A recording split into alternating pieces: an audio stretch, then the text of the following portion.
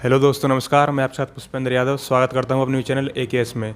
दोस्तों, आज हम आ चुके हैं हापुड़ के गढ़मुक्तेश्वर क्षेत्र में, जहां एक हम ऐसी शख्सियत से आपको मिलाना चाहते हैं जो राजनीतिक क्षेत्र से लंबे समय से जुड़े रहे हैं और समाजवादी से एक आत्मिक लगाव उनका रहा है। थोड़ा सा हम उनके विषय में बता दें, हालांकि सारी जानकारी उन्हीं से लेंगे, लेकिन थोड़ा सा बता दें। हमारे साथ आज फारूक प्रधान जी हैं और उनका जो करियर रहा राजनीति को लेकर, वो सारी चीज़ें हम इनके बारे में जानना चाहते हैं। जी सर, अपने बारे में बताइए।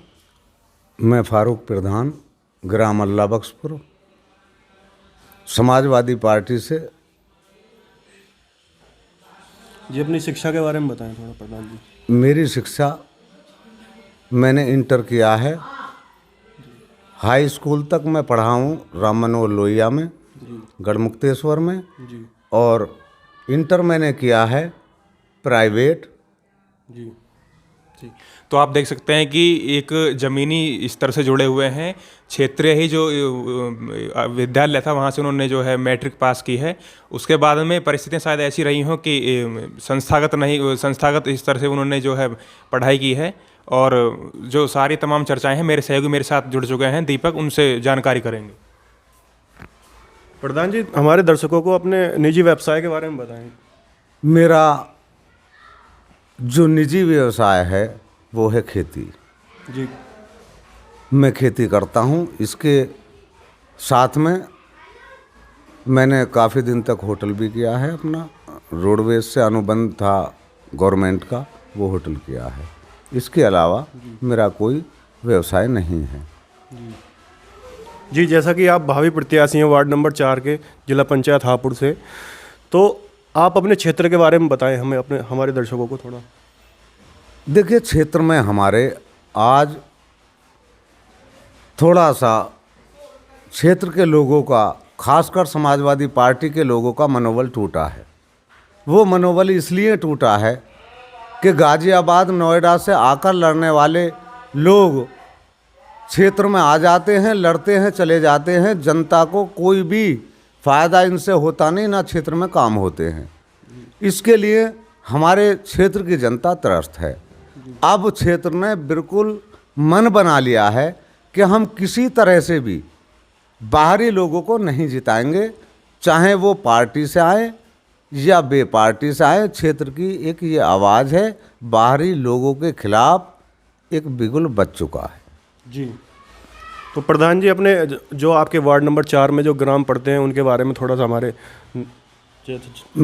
इस 4 नंबर वार्ड में रामपुर, नियामतपुर, नया गांव, लठीरा, गड़ावली, अल्लाह बख्शपुर, बागड़पुर, चितौड़ा, सिकंदरपुर, आलमनगर, पलवाड़ा, पसवाड़ा, मोहम्मदपुर, पूट, सकराटीला, रहरवा, किरावली, बागड़पुर, ये गांव पड़ते हैं। प्रधान जी, अपने राजनीतिक सफ़र के बारे में बताएं हमारे दर्शकों को थोड़ा। मैं जब कांग्रेस के खिलाफ पूरे देश में एक माहौल बना और जनता दल तैयार किया गया, जिसमें माननीय नेताजी मुलायम सिंह यादव भी शामिल हुए, मैं माननीय मुलायम सिंह यादव जी के विचारों से प्रभावित था। मैं उनके साथ तभी से था। उसके बाद नेताजी ने समाजवादी पार्टी बनाई, तब मैं समाजवादी पार्टी का सदस्य बना और मैं यहाँ गढ़ के अंदर सबसे पहला सदस्य था जिसने यहाँ 1-1 रुपये से सदस्य बनाए क्षेत्र के अंदर। उस टाइम पे लोग हंसते थे हम लोगों पे, कहते थे भाई ये कौन सी पार्टी नई बनी है। जी, मगर आज वो पार्टी नहीं, एक बहुत बड़ा दरख्त खड़ा हुआ उत्तर प्रदेश के अंदर और कई बार समाजवादी पार्टी की सरकार बनी और आज फिर आने वाले 2022 में समाजवादी की पूर्ण बहुमत के साथ सरकार बनेगी। माननीय अखिलेश जी के नेतृत्व में बहुत ही बढ़िया कार्य प्रदेश के अंदर होंगे। पीछे भी जनता ने देखा है। अगर बात करें आप भाजपा के लोगों से, तो उनका भी एक ही कहना है कि माननीय अखिलेश यादव जी के कार्यकाल में 5 साल के शासन में इतने काम हुए, बहुत बढ़िया काम हुए। योग मुख्यमंत्री माने गए, मगर एक हिंदू मुस्लिम करने के बाद बीजेपी ने उसे इसका लाभ मिला और सत्ता में बीजेपी आ गई। आज फिर सभी जनता समझ चुकी है प्रदेश की और देश की कि इनका काम सिर्फ बांटकर राजनीति करना है। जैसे कि आज किसान दिल्ली की सड़कों पर पड़ा है, 60-70 किसान मर चुके हैं, मगर हमारी सरकार कोई सुनने को ये तैयार नहीं कि किसान जब नहीं चाहते उस बिल को, आय दुगनी करनी नहीं चाहते, तो क्यों थोप रहे हो? लड्डू मैं खाना नहीं चाहता, क्यों मेरे धींगी से मुंह में दे रहे हो? क्या जरूरत पड़ रही है भाई तुम्हें? तो ऐसी सरकार को 2022 में बहुत मजबूती से समाजवादी की सरकार बनेगी और इस देश का, इस प्रदेश का विकास होगा। प्रधान जी, अपने राजनीतिक उपाधियों के बारे में बताएं। आपको क्या क्या सफलताएं मिली राजनीतिक में, क्या क्या आपने हासिल करा आज? मैं गढ़ विधानसभा का 3 बार विधानसभा अध्यक्ष रहा हूँ। आज मैं जिले का उपाध्यक्ष हूँ। मेरी अपनी थोड़ी कोशिश भी कम रही कि मैं पदाधिकारी बनूं। मैंने ज़्यादा ये समझा कि मैं पार्टी का नीचे के स्तर का कार्यकर्ता रहकर ज़्यादा मजबूत काम कर सकता हूं। मैं ज़मीनी स्तर पर काम करता रहा, पदों के लिए मैं नहीं भागा। वरना मुझसे पहला गढ़ विधानसभा के अंदर मेरे जो साथी हैं कुछ मर गए, 1-2 ही चंद बाकी है, वरना हमसे पहला कोई यहाँ 2-4 ही लोग हैं बस। जैसे गढ़ में 2 लोग हैं, गफ्फार है, गब्बर है। इसके अलावा ये मेरे साथी हैं समाजवादी पार्टी के, वरना हमसे पुराना कोई समाजवादी पार्टी में यहाँ कार्यकर्ता या पदाधिकारी नहीं रहा। प्रधान जी, जैसा कि आने वाले पंचायत चुनावों में आप पूरी दावेदारी वार्ड नंबर 4 से कर रहे हैं, तो क्या क्या योजनाएं रहेंगी, क्या क्या आपके वादे रहेंगे जनता से? देखिए, पहले तो जैसे हमारी पार्टी के ही माननीय मंत्री रहे हैं राकेश यादव जी, उनके बेटे सार्थक यादव ने होर्डिंग लगाए हैं गाजियाबाद से आके। जब क्षेत्र के लोगों को समाजवादी के मंत्री क्षेत्रीय वार्डों में, जिला पंचायत के वार्डों में नहीं लड़ने देंगे और अपनी दावेदारी पेश करेंगे, उससे हम लोगों में बिल्कुल नाराज़गी है। और इस चीज़ को हम माननीय मुख्यमंत्री अखिलेश यादव जी के सामने रखेंगे। अब आगे जैसा भी निर्देश वो हमें देंगे वो हम पालन करेंगे, उसका हम पालन करेंगे। प्रधान जी, शिक्षा को लेकर आपकी क्या रणनीति रहेगी अपने क्षेत्र में? देखिए, शिक्षा के लिए मेरा पहले से ही ये दिमाग रहा है कि जब तक शिक्षा क्षेत्र के अंदर नहीं होगी तब तक हमारे बच्चों का विकास नहीं हो सकता। मेरे गांव में 95 में प्राइमरी स्कूल भी नहीं था। 95 में मेरी पत्नी प्रधान बनी, उसके बाद मैंने प्राइमरी स्कूल बनवाया। जब तक शिक्षा नहीं, देश तरक्की नहीं कर सकता, हमारे नौजवान तरक्की नहीं कर सकते, हमारे नौजवान IAS IPS नहीं बन सकते। इसलिए सबसे पहला लक्ष्य हम लोगों का होगा कि हम शिक्षा को बढ़ावा दें, और हमें देना चाहिए। मुझे ही नहीं, पूरे देश के नेताओं को शिक्षा पे पूरा जोर देना चाहिए, हमारी सरकारों को शिक्षा पे पूरा जोर देना चाहिए। जी, स्वास्थ्य के लिए आपकी क्या क्या रणनीति रहेगी? स्वास्थ्य, क्या क्या योजनाएं हैं? स्वास्थ्य, शिक्षा, ये हमारे देश की मेन बुनियादी चीज़ है, मूलभूत। अगर हम इन दोनों चीज़ों को नहीं दे सकते तो सरकार में बने रहने का या पदाधिकारी बना रहने का या किसी पद पर आसीन रहने का कोई औचित्य नहीं होता। जैसा कि आपको जनता कल मौका दे, अगर मुझे जनता ने मौका दिया तो आप क्या क्या सुविधा मुहैया कराएंगे? तो मैं स्वास्थ्य के जो हमारे सेंटर आज गांवों में बने हैं और वो बंद पड़े हैं, उन्हें हम प्रायोरिटी पे चालू कराने का, सरकार से मजबूती से लड़ाई लड़के चालू कराने का काम करेंगे। शिक्षा में जिन स्कूलों में मास्टर नहीं हैं पर्याप्त, उन स्कूलों में हम मास्टर भिजवाने का काम करेंगे और शिक्षा को और स्वास्थ्य को आगे बढ़ाने का काम। साफ सफाई को लेकर आपकी क्या रणनीति? साफ सफाई, अगर हमारे देश का हर नागरिक ये सोच ले कि मुझे स्वच्छता का काम करना है। अगर हम हर व्यक्ति अपने घर के सामने सुबह अपने खरंजे को साफ कर दें तो मेरा मानना है पूरा देश साफ हो जाएगा। ना कि इस 2 या 4 कर्मचारी जो गांव में, अल्लाह बख्शपुर गांव है मेरा, इसमें एक कर्मचारी है। एक कर्मचारी इस गांव को स्वच्छ नहीं बना सकता जब तक जनता जागरूक ना हो स्वच्छता की तरफ। सार्वजनिक जो स्थान है उनके लिए तो कर्मचारी लगाने पड़ेंगे, उनके लिए क्या क्या आप सार्वजनिक स्थान हैं उनकी सफाई के लिए, जैसे स्कूल हैं, स्वास्थ्य सेंटर हैं, इनकी सफाई के लिए कर्मचारी हैं, आज भी हैं। और गांव की सफाई जहां ना हो पा रही है वहाँ वो लोग भी करें, हम भी उन्हें सहयोग करें स्वच्छता के लिए। सड़कों को लेकर और खरंजों नालियों को लेकर मेरे गांव में ये इतिहास अल्लाह बख्शपुर ने रचा है पूरे उत्तर प्रदेश के अंदर। जी समाजवादी गवर्नमेंट्स जब बनी उसके बाद मंत्री बने, नगर विकास मंत्री बने माननीय आजम खां जी।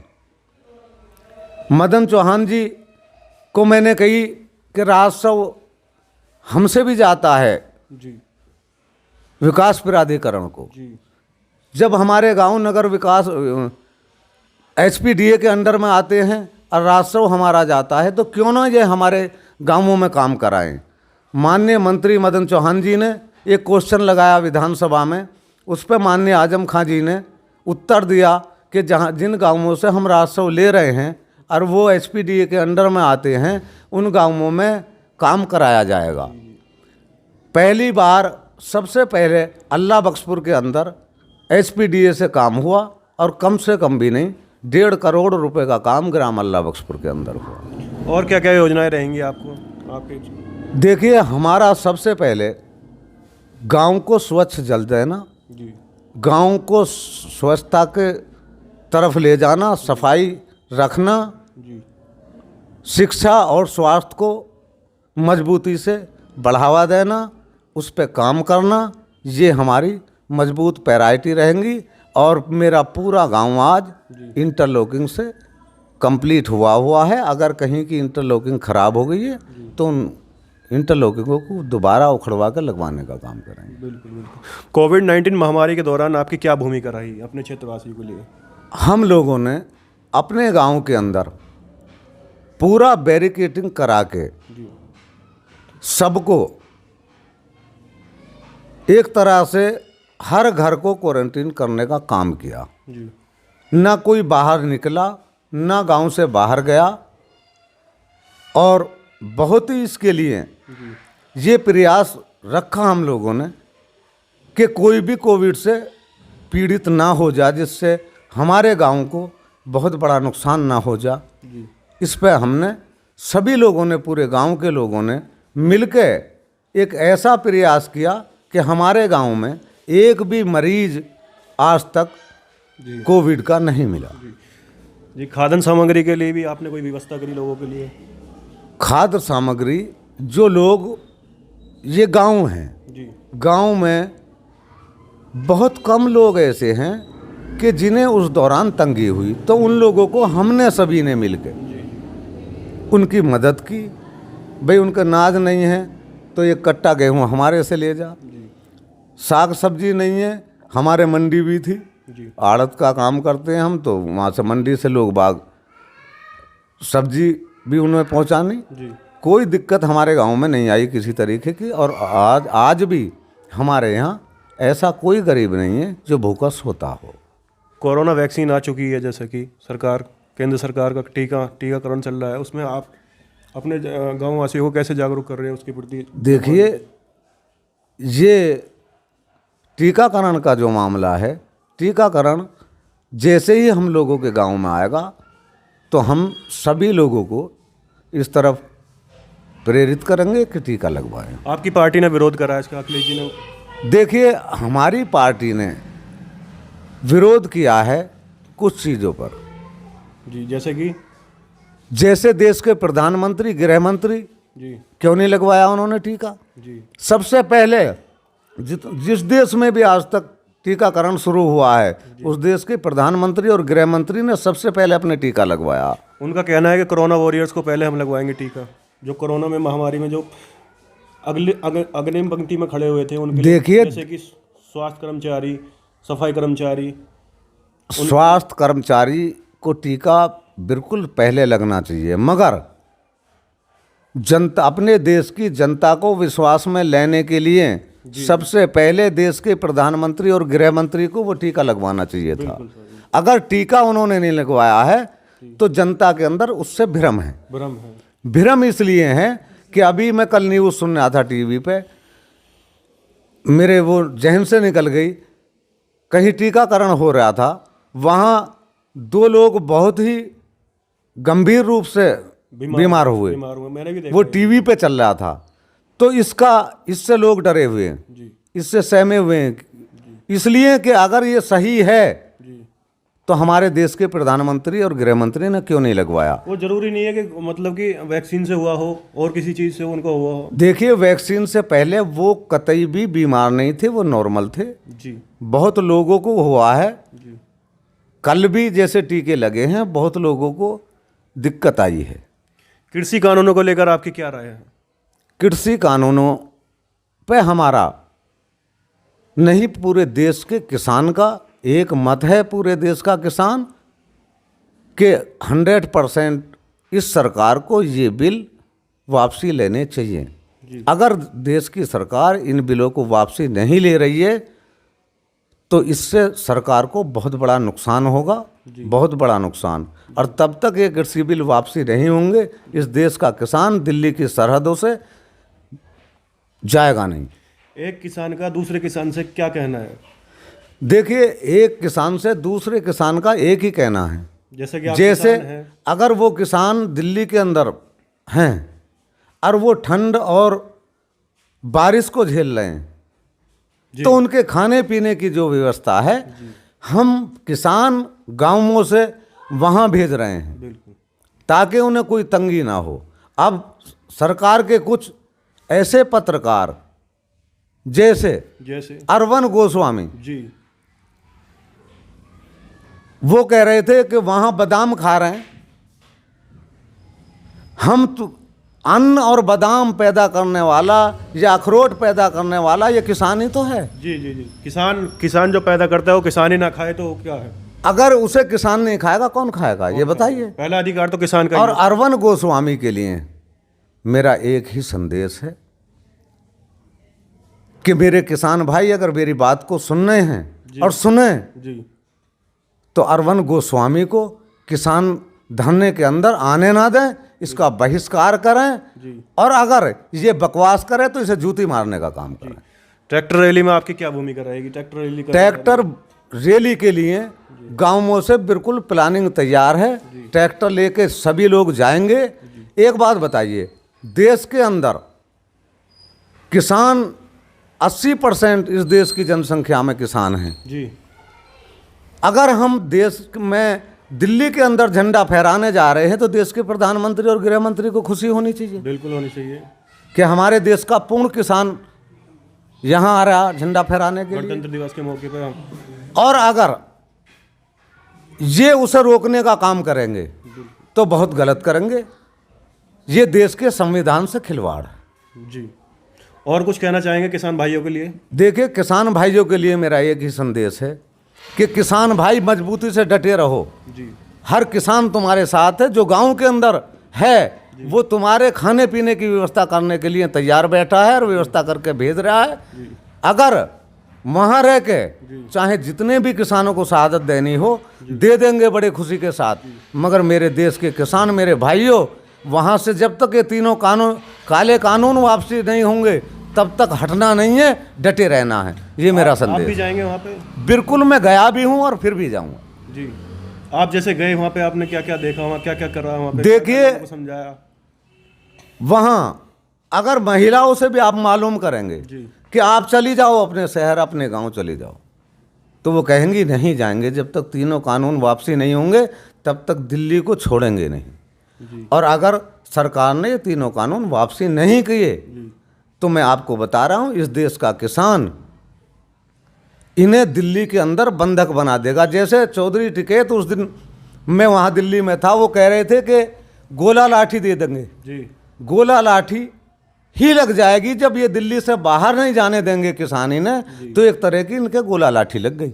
बिल्कुल सर। दिल्ली के सभी रास्ते आने वाले टाइम में बिल्कुल सील कर देंगे। पर प्रधानमंत्री जी के पास तो अपना प्लेन है, प्लेन में चले जाए। प्रधानमंत्री जी की निगरानी में है। उन्होंने कहा था कि मैं फकीर आदमी हूँ, झोला उठाकर भाग लूंगा। किसान बिल्कुल सजग है और दिल्ली की सड़कों को घेरे पड़ा है कि झोला उठा के भागने नहीं देंगे। झोले में वो माल लेके भागने नहीं देंगे, कहीं भी पकड़ लेंगे वो किसान बैठे हैं मजबूती से। प्रधानमंत्री जी के पास तो अपना प्लेन है, प्लेन में से उड़ के चले जाएंगे वो तो। प्लेन तक पहुंचेंगे कैसे?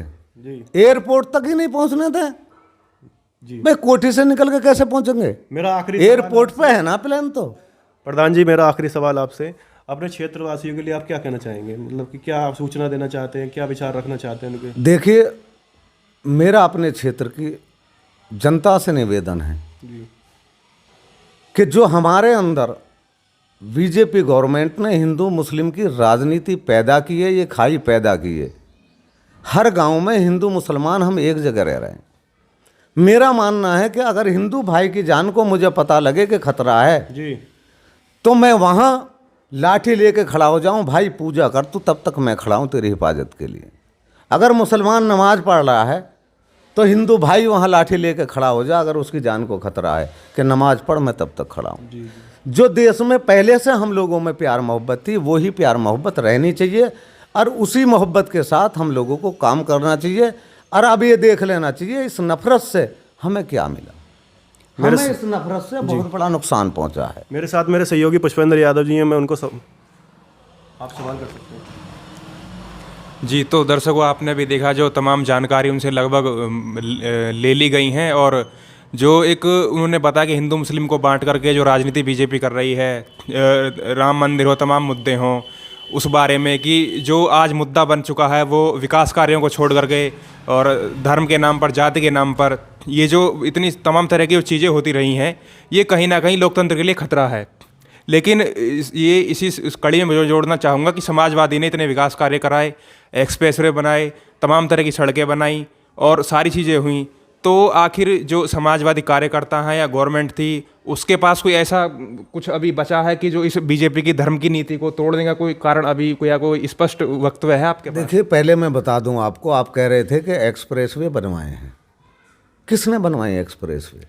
समाजवादी पार्टी के कार्यकाल में। देखिए, समाजवादी पार्टी ने वो एक्सप्रेसवे बनवाया, माननीय अखिलेश जी ने वो एक्सप्रेसवे बनवाया जिस पर बीजेपी की गवर्नमेंट ने बड़े बड़े जेट प्लान उतारे। और अगर हमारे देश में अगर कहीं इमरजेंसी पड़ती है तो हम उस हाईवे पे अपने लड़ाकू विमान उतार सकते हैं। जी बिल्कुल। ये विमान 3 बार मुख्यमंत्री रहे गुजरात के नरेंद्र मोदी जी, एक भी ऐसा हाईवे देखा? क्यों नहीं बनवा सके गुजरात के अंदर? जी, मैं इसी बात को कहना चाह रहा हूँ कि समाजवादी ने इतने विकास कार्य कराए, यहाँ तक कि जो बीजेपी अब जो विरोधी पार्टी बन चुकी है समाजवादी की, उसने खुद माना है कि जो विकास कार्य हुए हैं वो समाजवादी में बहुत अच्छे हुए। लेकिन कहीं ना कहीं वही धर्म की राजनीति हो या कोई और मुद्दे हों, गैर राजनीतिक मुद्दे हों, भटकाव हो, तो समाजवादी के पास अभी कुछ ऐसा है कि जो सत्ता में आने के लिए या जनता को जोड़ सके? देखिए, अब खुद जनता इस चीज़ को समझ चुकी है कि इन्होंने हमें बांटने का काम किया है और बांटकर राज कर रहे हैं।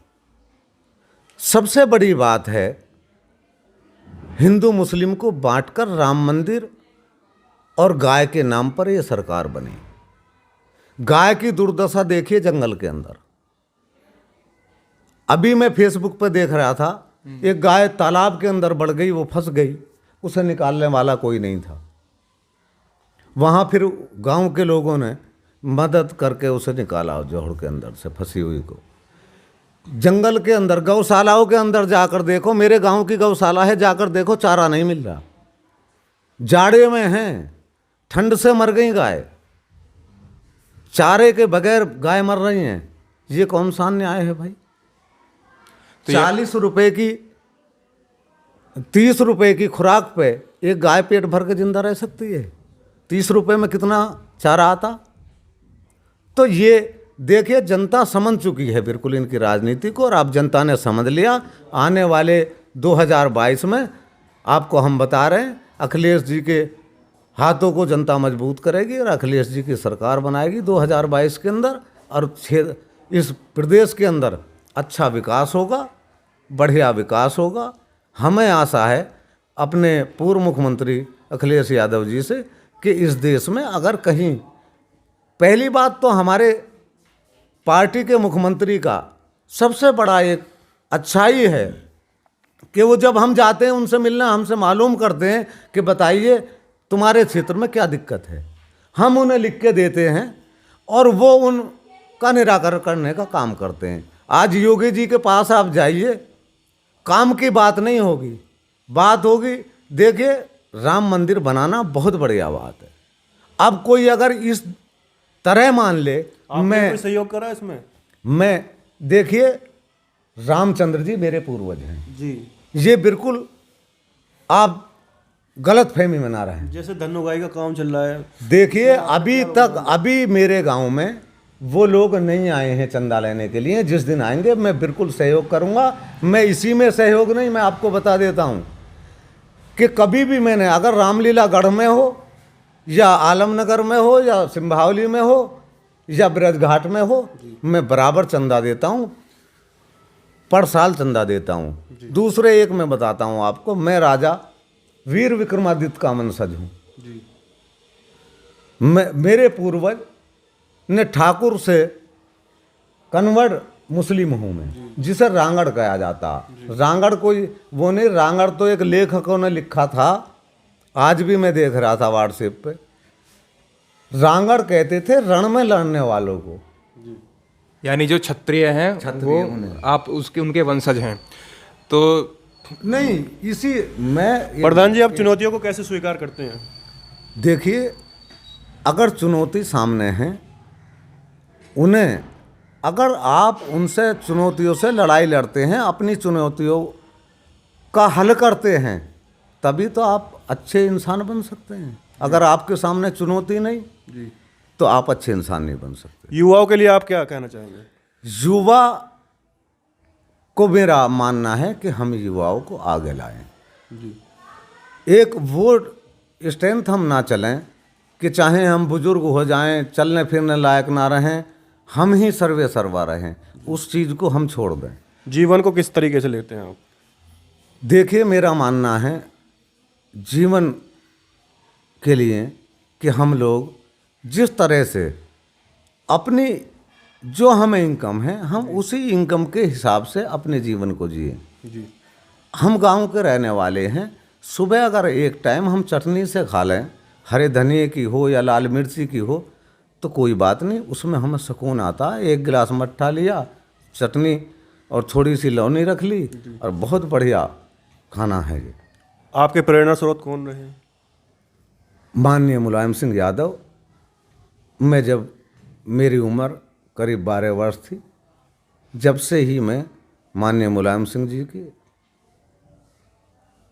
आपको अपना यहाँ प्रेरणा स्रोत मानता। आपको यहाँ तक आने में किसी ने सहयोग करा, किसी का योगदान? मेरा यहाँ तक आने में कोई योगदान किसी का नहीं है। जी। यहाँ तक मेरी 2 वर्ष की आयु थी, तब मेरे पिता का देहांत हो गया। जी, उसके बाद में मैं सिर्फ और मेरी माँ और एक मेरा छोटा भाई था। हाँ, एक बहन थी बड़ी, वो मेरे पिता के देहांत से पहले ही उनकी शादी हो गई थी। तो मैं खुद ही, मेरा कोई सहयोगी नहीं रहा। मेरी माँ की एक प्रेरणा थी, उनका कहना था कि मेहनत करते रहो, फल देने वाला ऊपर बैठा, और उसी का मुझे फल आज तक मिला।